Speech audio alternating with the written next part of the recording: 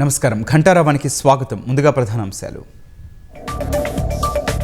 తమిళనాడు బాణాసించా పరిశ్రమలో భారీ పేలుడు, 17 మంది దుర్మరణం, మరికొందరికి గాయాలు.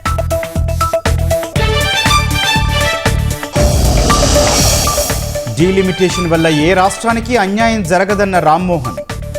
మహిళా బిల్లు అడ్డుకునేందుకే విపక్షాలు మెలికలు పెట్టాయని విమర్శ.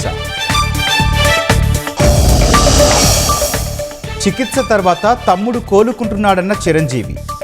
వైద్యుల సూచనలతో పవన్ విశ్రాంతి తీసుకుంటున్నారని ట్వీట్. ఇరాన్ అణుహక్కులు హరించే అధికారం ట్రంప్నకు లేదు. పశ్చిమాసియాలో ఉద్రిక్తతలు ముగించాలన్న పెజెష్కియాన్.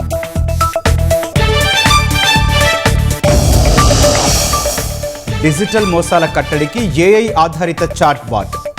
అభయ్ వ్యవస్థను ప్రారంభించనున్న సిజేఐ.